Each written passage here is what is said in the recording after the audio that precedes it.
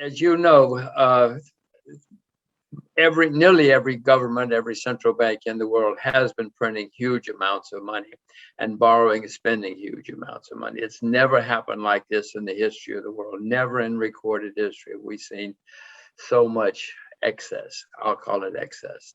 They think it's normal. They think it's fine. And this has caused many markets to go up a lot. You know, if you want to build a bridge, it takes a long time. But if you want to invest and you have a lot of money floating around, you just go on the internet, and in 5 seconds you can invest in anything you want to. And that's what's been happening, and that's what's continuing to happen. There might be signs that's beginning to slow down. The Chinese seem to be cutting back some, not a lot. Well, not a lot, but they're cutting back. They're not expanding. Other countries say they're cutting back. And the U.S. says, "Oh, maybe we should cut back someday." But in the meantime, there's gigantic amounts of money floating around. It's going into markets. It's going into the real economy as well. It's artificial. If you see some of the things that, the shipping business is just unbelievably hot right now because there's so much money floating around. The bad news is these things always end, and the better they get, the worse they get when they end. And as I said, we've never seen anything like this in recorded history. So be worried. I'm not short. I haven't sold short anything, but I am certainly worried. As I look around the world, bonds are clearly in a bubble. Bonds have never been this expensive in the history of the world. Not in recorded history anyway. Property in many places, you go to Korea, you go to New Zealand, you go many places, property is certainly in a bubble. Stocks, many stocks. I mean, Amazon goes up every day. Tencent goes up every day. Samsung goes up every day. So some stocks performing a bubble, but many stocks are still not up. So it's not a complete bubble yet. So there you have stocks, property, bonds, all in bubbles or forming bubbles. The only thing that's still cheap, commodities. Silver's down 60% from its all-time high. Sugar's down 70% from its all-time high. Oil is down 50%. I mean, these are not bubble numbers when you talk about big declines, historic declines.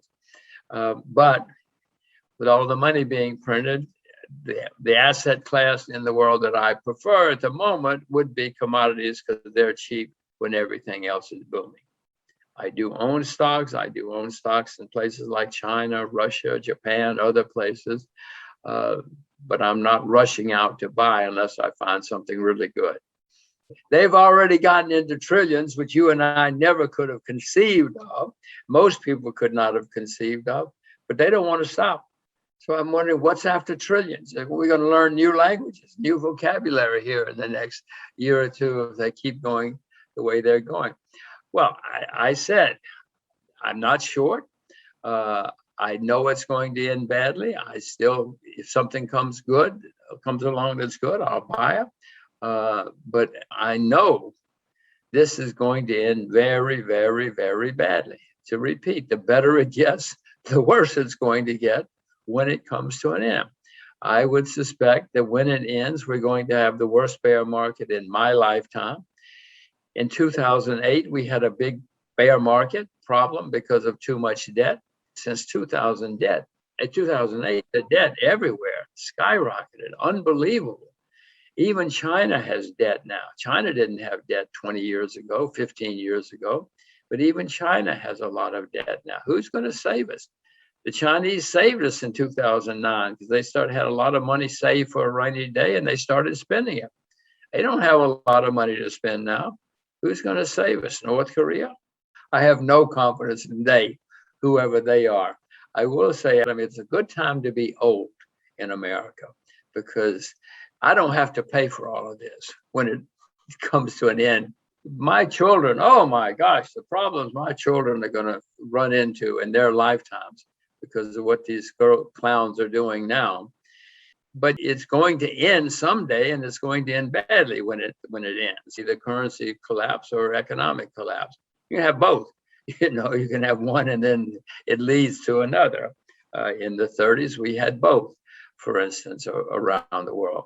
And then we had war, a shooting war. And that's the really bad news is often in history, when you have really, really bad times, especially worldwide, it winds up in shooting wars. It certainly did after the 30s. So it's not good news. I don't see good news. I repeat that in 2008 and 9, we had horrible problems with too much debt.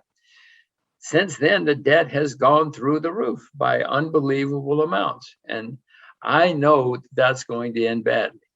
I don't want to scare people or anything else. I own shares. I'm not short anything. I know how much money they can print.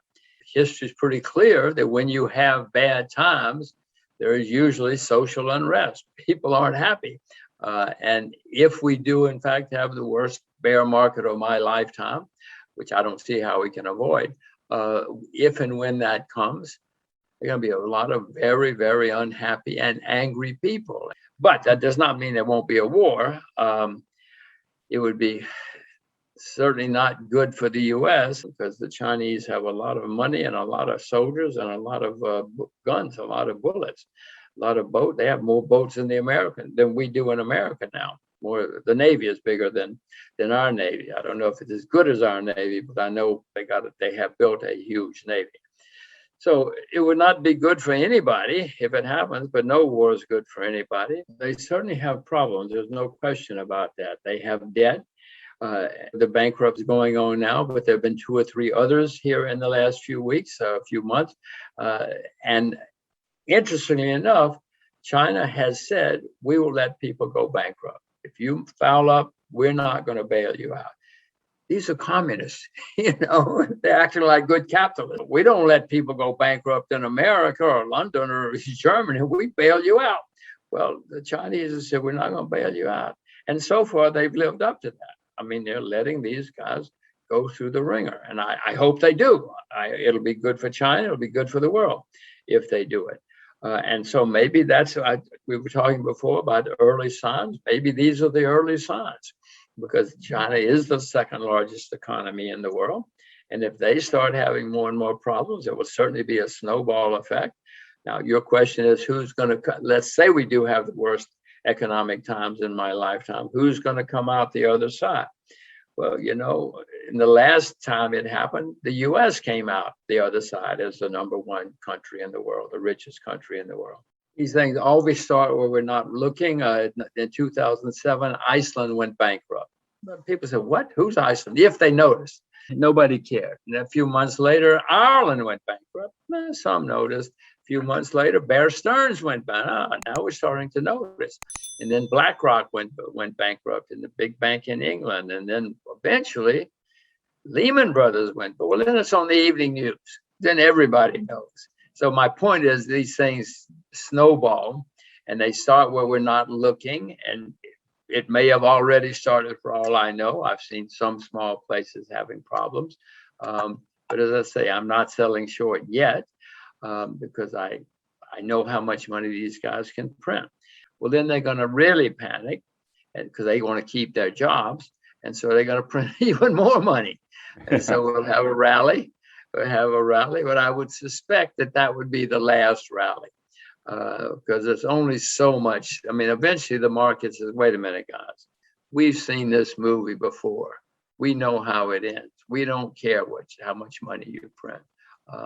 So that in that kind of scenario, we go down, they print a lot, have the big year-end rally, and then 2022 is a serious problem. So yes, it can happen. Everybody will suffer, but I would suspect that China will come out less bad than the rest of us because they do have more assets, reserves. They don't have as much. They have debt now, but nothing like Japan or the US or England or some of the other developed countries, if I can use that term. What you and I need to do is to figure out who is going to come out the other side, number 1. If I were asked today, I would say it would be China. But who knows? Lots of things can happen between now and 2031, just to pick a year. But as I don't see anybody else on the horizon that can be as less damaged and as successful as China probably would be. When the bureaucrats and the central bankers see problems, they're going to do everything they can to save their jobs. So they're going to print even more money, as you point out. They may buy stocks. In Japan, the Bank of Japan buys ETFs.